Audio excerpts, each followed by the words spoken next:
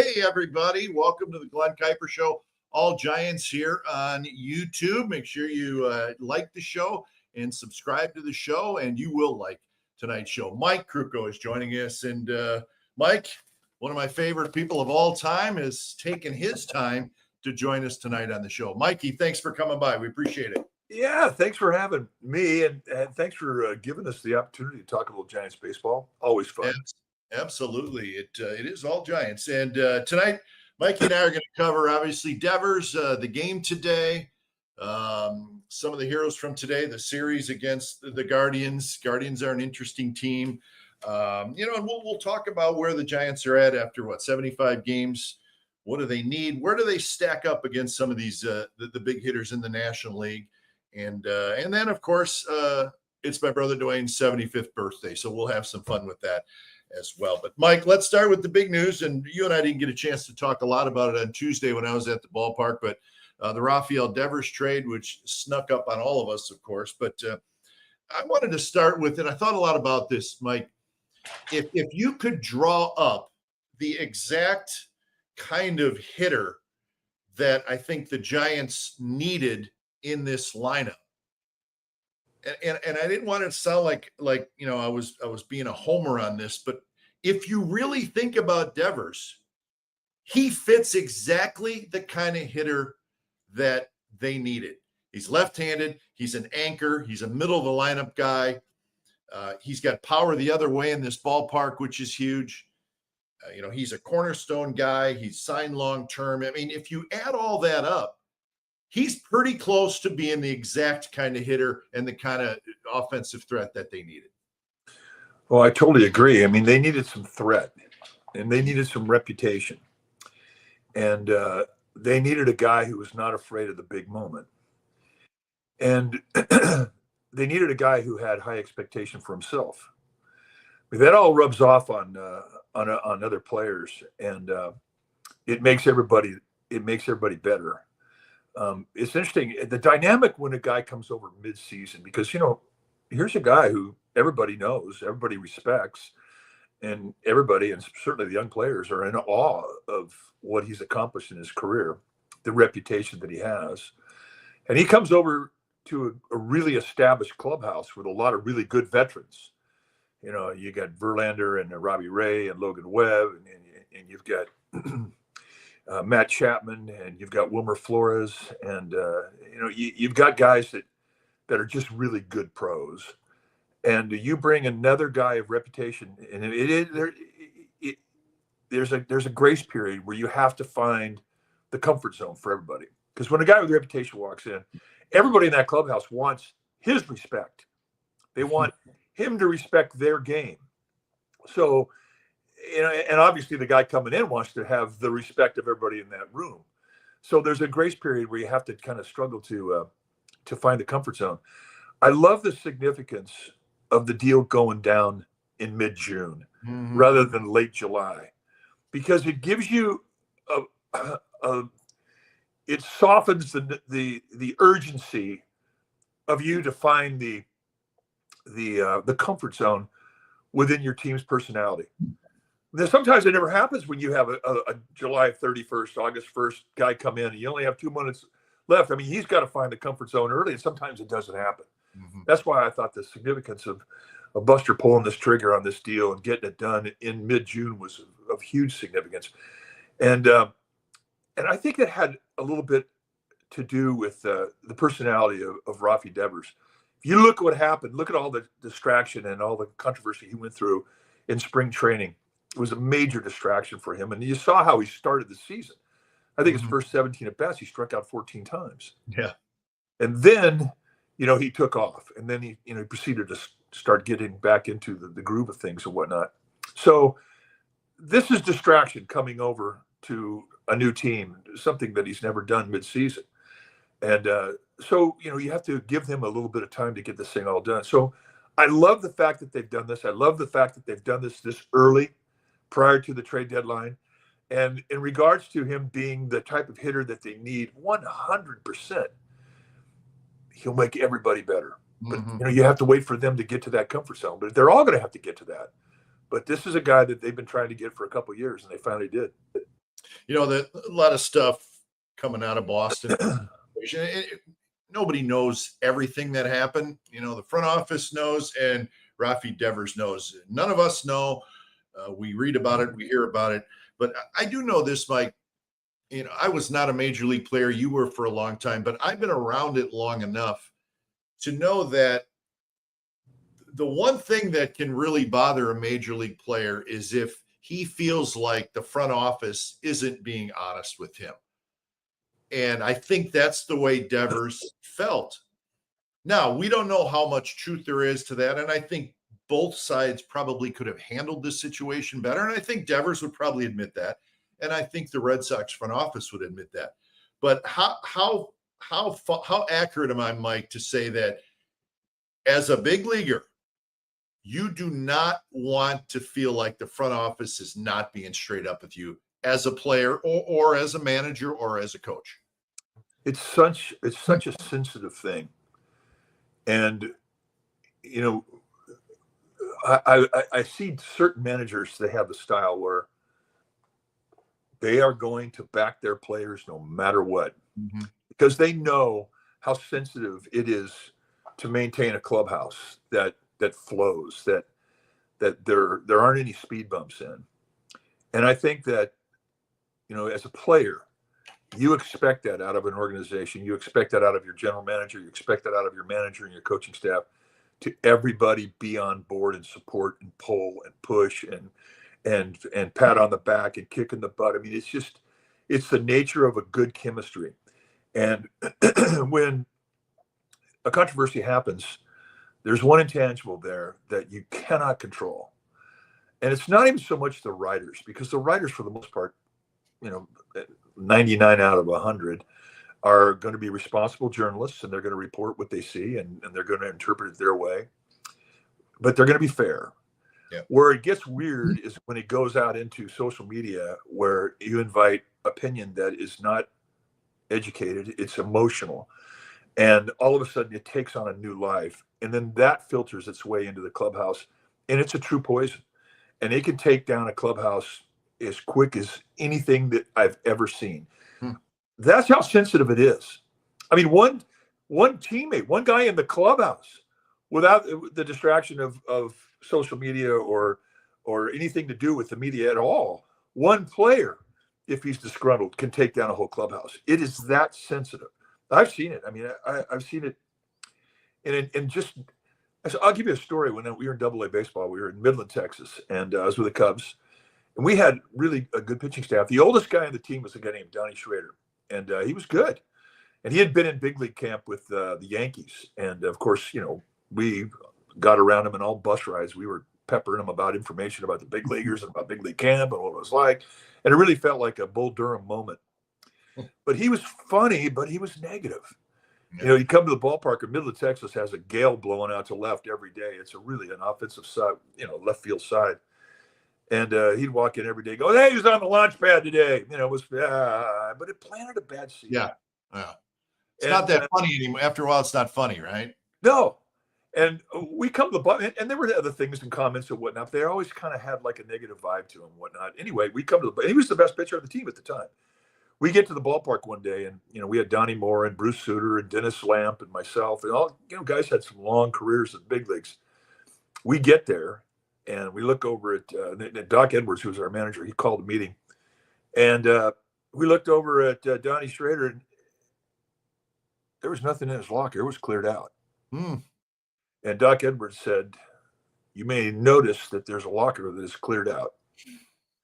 He's cleared out because his personality was negative to this club, and we feel that it affected the team in an overall way. Anybody that calls it the launch pad anymore will be released. Any negative comment about anything that we do on a daily basis, or how we travel, or where we stay, or the food we eat, any negative comment, and you will be released." So we're looking around at each other, and Doc said, "From now on, that is not the launch pad. It's the victory circle."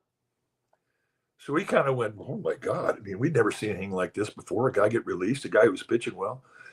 And so we went about it. We kind of had fun with it. Okay, who's in the victory circle today? And we'd look over our shoulders and whatnot. And it kind of, and you know what? At the time, we were like 9 games under 500, and it turned us around. Yeah. And we wound up being co-champs in the Texas League that year with the Giants AA team, Lafayette, Louisiana. And but the moral of the story was, we found out how sensitive it is when and how fast a clubhouse can turn.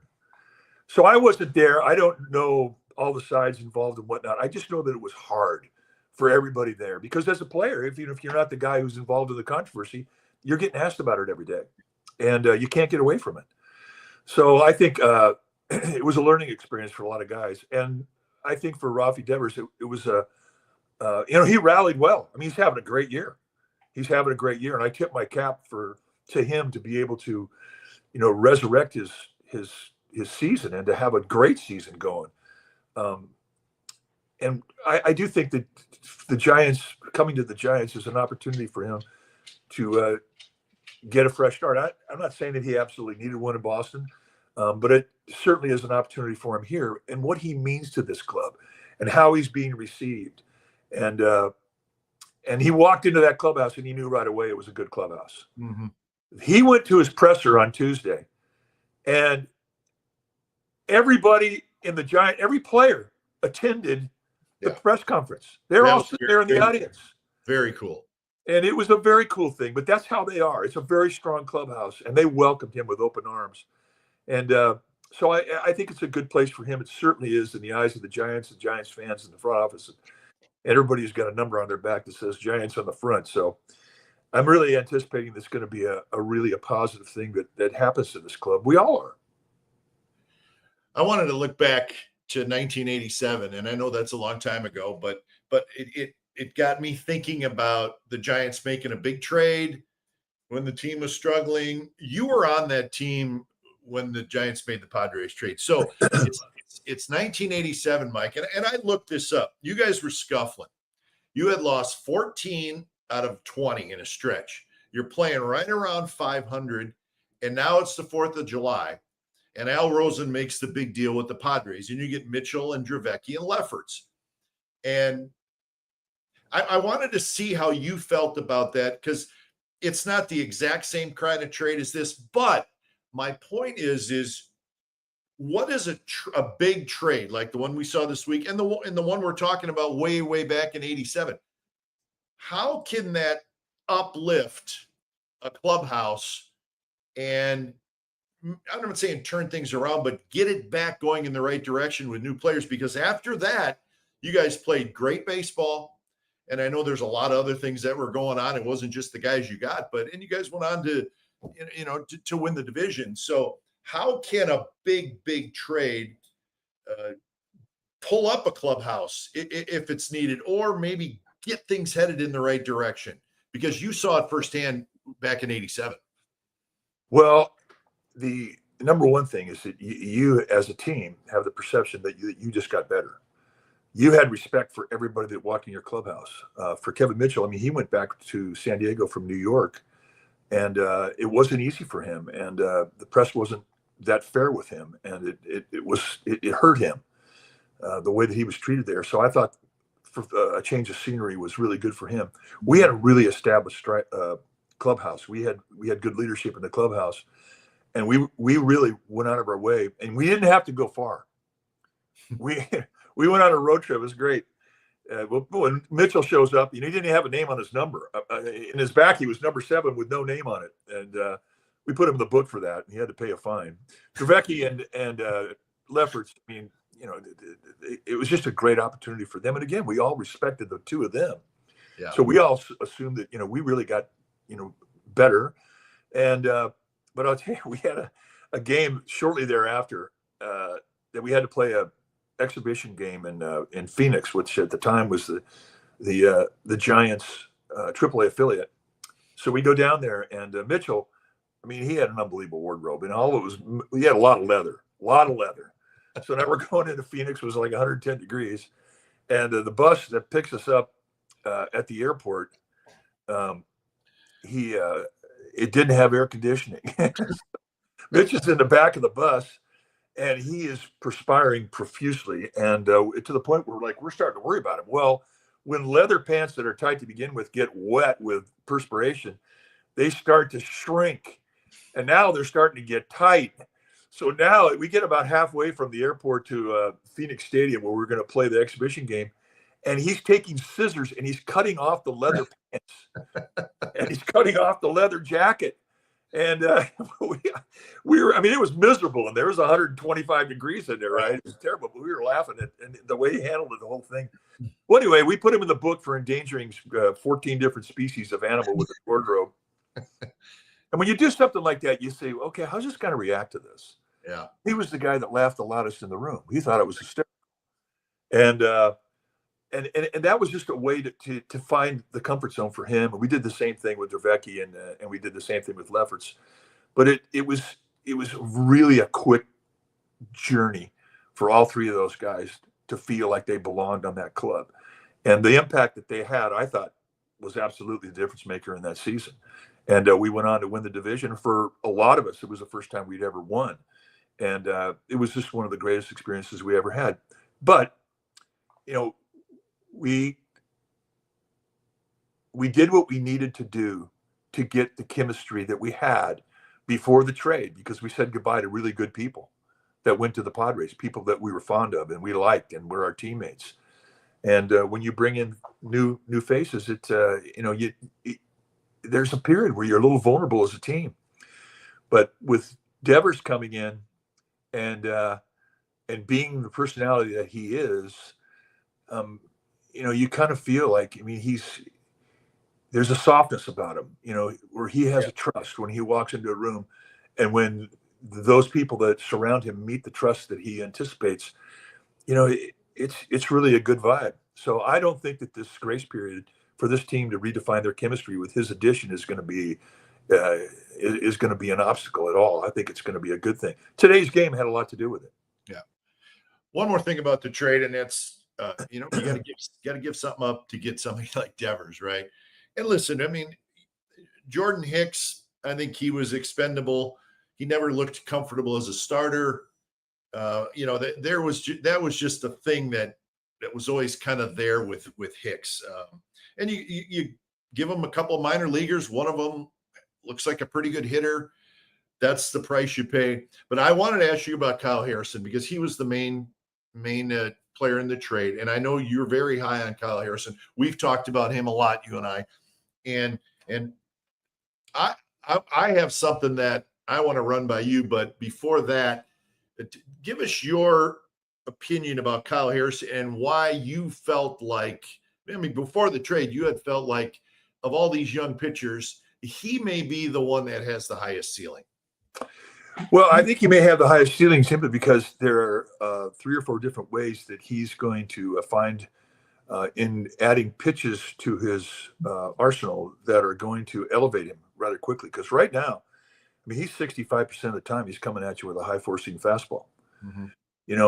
And it's a good one. He's had lots of success with it. When we saw it last year, he wasn't throwing the volume, velocity-wise, that we saw when he came back this year. When he came back this year, you're like, oh my God. Plus, he's got a massive set of rocks on him. He just doesn't think that there's a guy that can hit him. And you can't teach that. It's either you have it or you don't. Yeah. So that's his foundation, that fastball. He's learned to throw a changeup. And in my opinion, he doesn't throw it enough yet. It's all 4-seam fastballs. He hasn't learned the 2-seam fastball. And again, he's 23 years old. He hasn't learned the cutter. The cutter, I think, is going to be an unbelievable pitch for him. He's got kind of a lazy slider right now. He can tighten that up with a couple of different grip changes and whatnot. But the point being, he's going to learn these things along the way. Now, it may take him a little bit longer because he's stubborn. He's stubborn to the fastball, and he's stubborn to the 4-seamer because he's had lots of success with it. But I think once he starts opening his eyes and starts learning from his coaches and his teammates, I think that this guy is going to get to a level that is going to be, make him one of the elite pitchers in the game. And I think he's going to pitch a long time, because I think after he's done starting, I think he could go in the bullpen and pitch another 5 or 6 years. He's durable as hell, and he wants the ball, and he wants to prove to everybody that he's good. So I think that's a pretty damn good foundation for this guy. And I do have high expectation for him. And yeah, listen, I mean, I I mean, as you know, I've known Kyle and his family for a long time, and he's a great kid. And I really do hope that he puts it all together and gets to the level that, you think he can get to. Here's what I'm worried about. And it has nothing to do with Kyle, the pitcher, how good he is. My concern is going to Boston, tough place to play, right? So you trade one of your star players in Devers, and the main guy you get back is Kyle Harrison. And Red Sox fans, when you trade somebody of that level to them, you want something back, and you want to see results now. And what I hope doesn't happen, Mike, is that the Red Sox nation has patience with Kyle Harrison, because he does have some things he's got to work on. And if he can get to that level, he's going to be an excellent starting pitcher for them.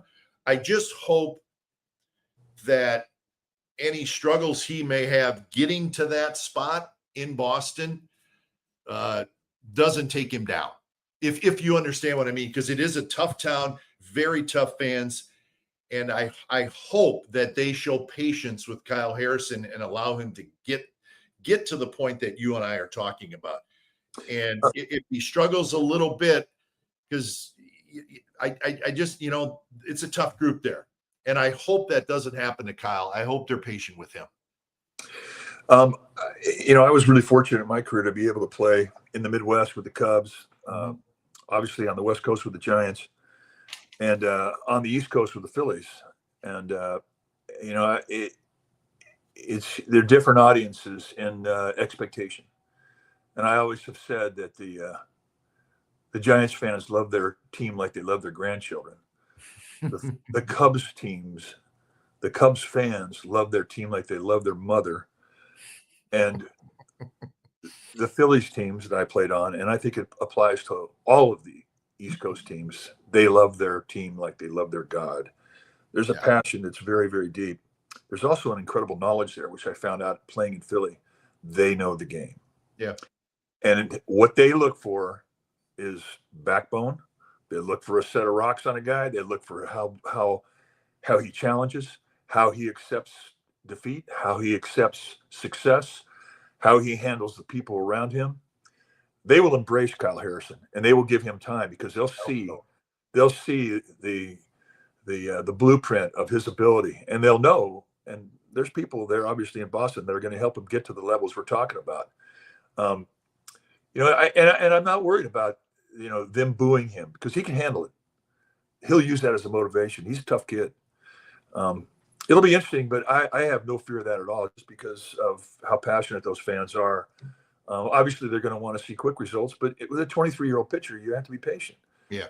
And he will meet their expectations someday. I hope so. All right, let's get to actually, Mike, before we get to today's game, I wanted to show you. That's you. Look who I put right next to you. The Crazy Crab. The Crazy Crab bobblehead, because I know you love the Crazy Crab. I love the Crazy Crab. I love the whole premise of the Crazy Crab. It was the anti-mascot. He was so bad. He was great. He's wearing you out, though. He's wearing you out on my shelf, I'm telling you. He was great. He would come out of the right field. There was a door that opened up to the field there, and he'd come down the right field line, and they were throwing, oh my God, they were throwing everything at him. And then he got in front of our dugout, and we were throwing stuff at him. I mean, the guy, after the first day, he started putting on padding and a helmet. He realized it wasn't going to change. People were booing him. Oh my God, it was so bad. It was hysterical. Crazy Crab. One of my favorite of all. I love that guy. Absolutely. All right, today's game, 2-1 final. I was watching it. I'm thinking, no way, not again. Come on, boys. But let's start with Logan Webb. He was terrific. 7 innings, 9 strikeouts. And Mike, I mean, he's terrific, right? We love this guy. When you need him, he's there. But he's now second in the National League in ERA, Mike. He's first in innings pitched. And this is the one that I want to ask you about. He is now tied for second in the National League in strikeouts. He's tied with Chris Sale. Logan Webb has as many strikeouts this year as Chris Sale. What's he doing different? Because he's not a strike. He has never been a big strikeout guy. Well, he's always been a sinker, slider, changeup guy. And every one of those pitches had movement down around the knees. Great movement. I mean, his ground ball percentage 3 years ago was 62% because everything he had it had movement that put the ball on the ground. And then last year, he didn't have, it was like a 56% ground ball rate. And then this year it's 52%. You'll say, well, wait a second, that's bad. No, that's good, because what he has done when we first saw him, and everything was dominant, and he had that unbelievable sinker changeup combination, and then he brought the slider into it. He was going to be really good. I mean, he was a thrower. He didn't quite know how to pitch. And throwers, they kind of have to have their good stuff to be effective. The days that they don't show up with good stuff, they get exposed. And but he hit the comfort zone to where he would attack early on, which I thought was very significant with him. So as he gets established and as he's going around the league, everybody knows if you're going to hit this guy, you got to, look down, because his stuff moves. It's down around the knees. And he was throwing good pitches and they were getting hit. And then he figured something out. He figured out that a four-seam fastball above the belt is a weapon, because they have you established as a low ball guy with movement. And now all of a sudden you're throwing a four-seam fastball that has different movement across the letters, and guys it's messing with him. And then he comes up with a cutter, and it's the same thing. It's a pitch that he can pitch with above the belt. It's a pitch that he commands and started on the inside corner of the left-hand hitters, and he can jam them. He can get it in on their hands. He can get it off the end of the bat on a right-hander. So this year starts out, and he opens up in Cincinnati, and he didn't have his changeup. He didn't have good stuff, but he went 5 innings and he kept his team in the game, and they eventually won that ball game. To me, it was like the light went off. It's like, I looked at your brother and I said, this guy's learned to pitch. Yeah. He goes into his next start in Houston, doesn't have the changeup, and he pitches beautifully. He gives them like 6 or 7 innings. They win that game. So then he comes home and we're talking, and he doesn't have the changeup, right? He's a different guy, but he's still effective. And then he comes in, he says, I found it. I got my changeup back. And boy, that's when he took off. But you say, well, wait a second. You've lost ground ball ratio. You've lost almost 10% of your ground ball ratio. Yeah, but look at the strikeouts going up. Sure. Well, why is that?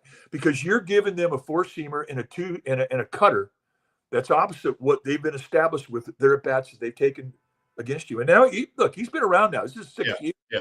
He's faced some of these guys. Yeah. He's faced some of these guys 40 and 50 times. Yeah. But now he's a different guy, and now he's got different weapons to make you swing and miss. His last outing prior to today against the Dodgers, he goes in on Friday night in a packed house, 53,000 or whatever it was, and faces that lineup in that environment, and he goes 7 strong and 2 hits the Dodgers. And it was a Logan Webb that they'd never seen before. It was a guy who was pitching above the belt, on the hands, and so now he's learned how to read guys and what they're looking for. It's all about the learning process, about going from a thrower to a pitcher. And in my mind, I think he's one of the best pitchers. And I emphasize and underline the word pitcher that there is in the National League. And that's how far he's come. It's interesting that what you're saying, Mike, too, is like if he's never thrown the four-seam fastball elevated a little bit and the cutter, if he's never thrown it before ever, well, then there's no video of it. Hitters are looking, they've never seen that pitch before, not only standing in the box, but it's nowhere to be found on video. They don't have any scouting reports on that. So they really, literally are, in the Dodgers case where he's facing them for the first time, they really are seeing it for the very first time, because he's never thrown it before. So there's nothing on video. And the beauty of that is that he now has 2 other weapons. Mm-hmm. There were times last year when he kept throwing the changeup and they kept fouling it off or fighting it off. Well, you change sidelines on a guy and you throw a fastball by across his letters and he can't catch up to it and get you a strikeout. You think you're magical. and that's the way he is right now. He's gone out there right now with more confidence than he's ever had because he has more weapons. And not only that, but he's learned to figure out guys' swing types. And he learns to figure out how guys have tried to hit him in the past. And all this is applied. he's come a long way in 6 years, and he's going to keep going. I mean, he thirsts for knowledge now. He is so into this because when you get the knowledge to learn how to pitch, it's the greatest power that a pitcher can get. So today, the big hit belongs to Wilmer Flores, 2-run double in the 7th inning. And, Wilmer does it again, but, it was such a series, Mike, where, again, and we've seen this with teams, and we saw it with the Giants this year, where you go through those stretches where a hit with a runner in scoring position seems like it just may never, ever, ever happen again the rest of the year. And the Giants this series were in one of those. When it was all said and done, they went 2 for 26 with runners in scoring position. But the big one today was with Wilmer Flores. And I think it's interesting, Mike. Let's talk a little bit about Wilmer and how he's going to be used, because obviously he is going to lose some at-bats with Devers on the scene. Devers is going to DH. At some point, he'll start playing some first base probably. And I think, it's like, whoa, wait a minute, you can't take Wilmer out of the lineup. Oh my gosh. But my feeling is I've always felt like you get the best out of Wilmer. I think if you play him, you have him in the lineup, maybe 4 games out of the week. Okay. Because he does wear down. We've seen him wear down. But I think if you want to keep him strong, keep him away from wearing down, if you play him 4 days a week, whether it's at first or DH, you now with Devers, you now have Wilmer the other 2 games for the week on the bench. And you're like, wow, man, he's on the bench. But think about him as a weapon late in the game that you can go to. And already, Mike, we've seen it. On Tuesday night in the 8th inning, 2 on, nobody out, Bob sends Wilmer up there to pinch hit. He hit a bullet right at the left fielder, right? Today, same thing, 7th inning, 2 on, 1 out, pinch hit Wilmer. There's a perfect spot for him. There's going to be a lot of spots in those games where he's not in the lineup late in the game where he can come up in a very, very key spot. I think in the big picture of this whole thing, Mike, this makes the Giants stronger because of what a weapon he can be a couple days a week where he's not in the lineup, coming off the bench late in what will be key situations. Oh, no question. I don't think there's a team in the game that wouldn't want Wilmer Flores on their team for that very reason. He's not afraid of the moment. He is a guy that hits righties and lefties equally. He uses the whole field. He's not afraid to adjust his swing within the at bat to go the opposite way if they open up an advantage for him with the way they defend against him. He can play, both corners, third base and first base. And Bob Melvin made a really interesting comment about him. Is that Wilmer's going to fight for at bats. Mm-hmm. He's going to want to get as many at bats that I can give him. And I love that comment, because that's the attitude that he has. His role has changed, but his need, the way that the team needs him, and the respect that he has in that room, that intensifies. And there's not a better man on the planet than Bob Melvin to be able to take his abilities and his mental toughness and put him into a game that can win a game for you, as evidenced today. Mm-hmm. So it's going to be a really an interesting thing to watch the rest of the way that Melvin handles Wilmer. But the good thing about it is you don't have to worry about him. Yeah, and having his feelings hurt. He'll, if he's not getting the same amount of at-bats that he was getting, he's going to take advantage of the ones that he has. He's going to prepare himself to be ready when he gets the call. And that's what a professional hitter does, and that's what he is. And I've got nothing but respect for him. And everybody in that room's got nothing but respect for him. And to Wilmer, that's everything. Yeah, I agree. And I mean, listen, just we're not trying to push him out of the lineup, but the point is there may be a couple games a week where he's not in that lineup. But I'm telling you, Mike, in the way the Giants go in the late innings, where they're a pretty good late inning team, there will be major key at bats in the 7th, 8th, and 9th inning, somewhere in there where you'll be able to plug Wilmer in as a pinch hitter, and you're going to feel really good about it. Now, he's not going to come through every time, but you're going to feel good about. Oh, no. We're talking Wilmer. He's going to come through every time. That's the way I look at it. Yeah. And I think that's the way Wilmer feels too. But you think about it, he's a professional about it. I love watching Dominic Smith hit. He's another great addition to this club because of how he takes his at-bats. Sure. And those at-bats those guys take, they're being watched by the young hitters. They're being watched by Schmidt and Bailey and Fitzgerald and that rubs off. I mean, the way that Mike Yastrzemski prepares himself for his at-bats right now, the way that he handled going through a slump here in the last 3 weeks and how he's come out of it, and the way that all that stuff gets noticed by young players, and it teaches young players. And the residual effect of all that is that they become professional hitters. Mm-hmm. So you can't have enough guys like those guys taking at-bats right now, because obviously they're productive in the at-bat they're given, but they're also instructive. They don't have to say anything. Yeah. They're just doing it by example. And all your young players get to that level quicker. So there's a good vibe going in that clubhouse right now. All right, Mike. So we're 75 games in, 42-33. You're starting to get a pretty good vision in the National League of who the big boys are. We're almost halfway through. Dodgers, Padres, Mets, Phillies, Cubs, all terrific teams. A lot of talent. I think with Devers, the Giants are in that conversation now.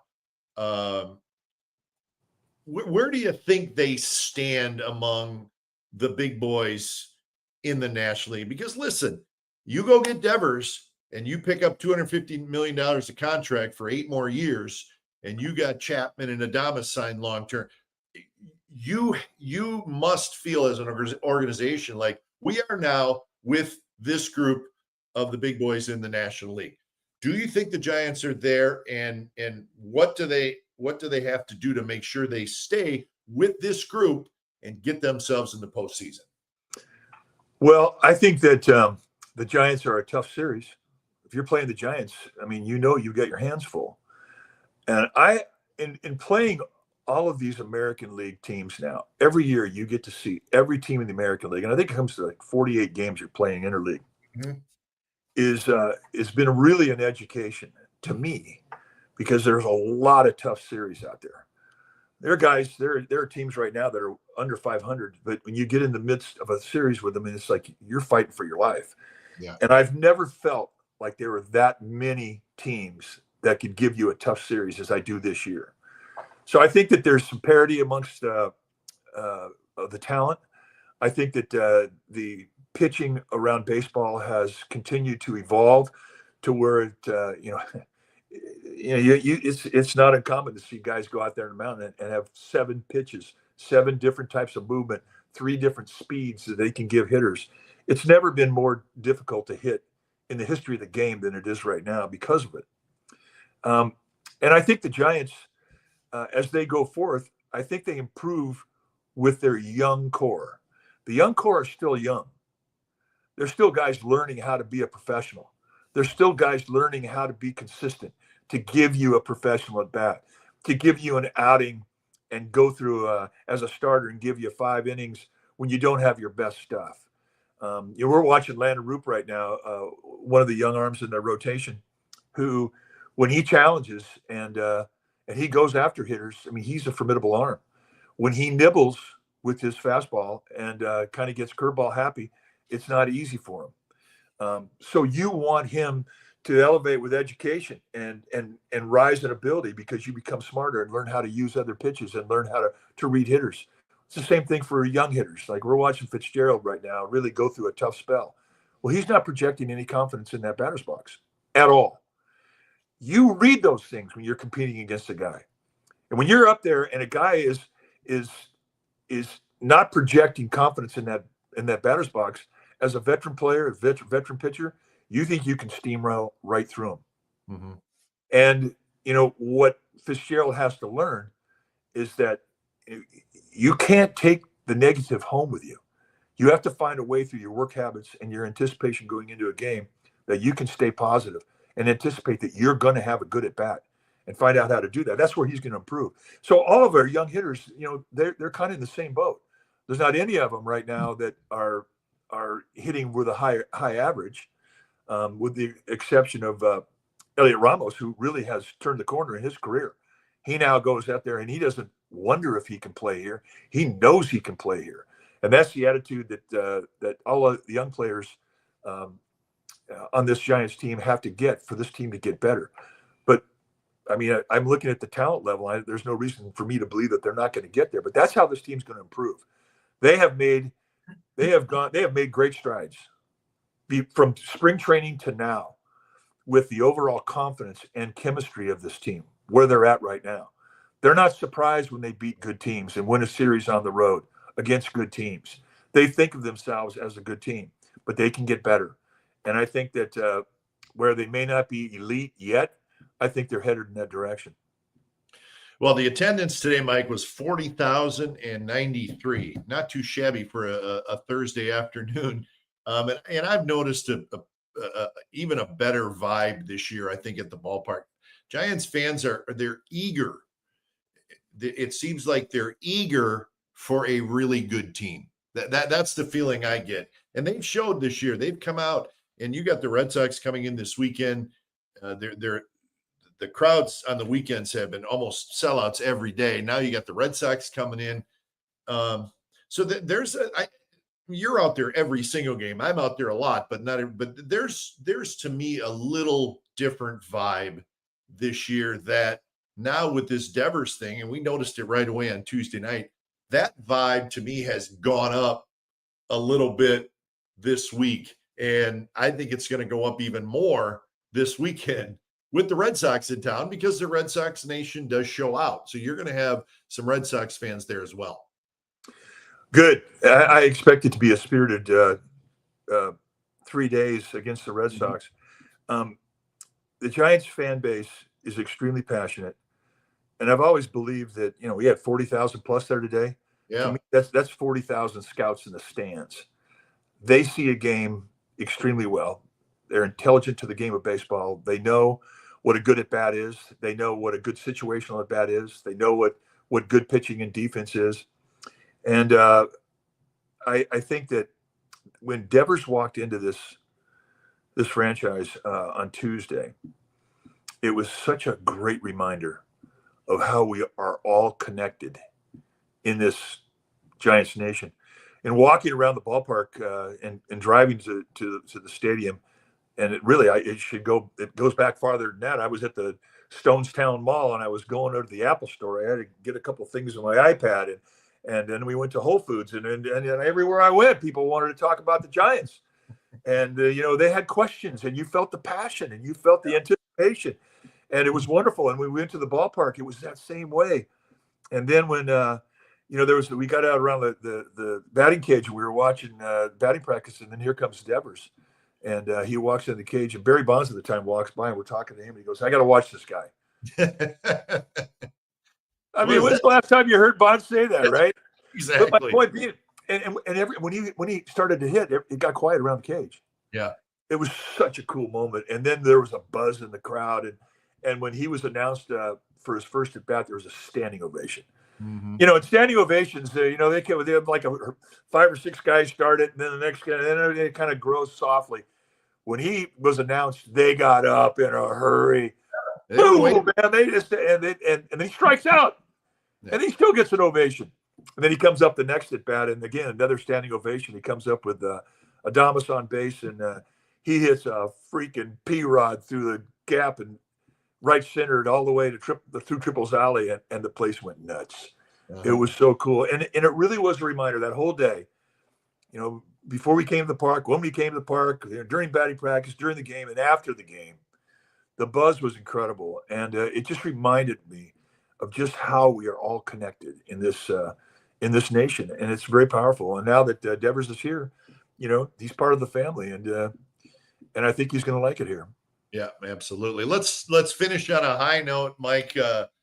Your broadcast partner, my older brother Duane, celebrating his 75th birthday today. I know he's with his son and daughter and the grandkids, and he's excited about that. He's at dinner.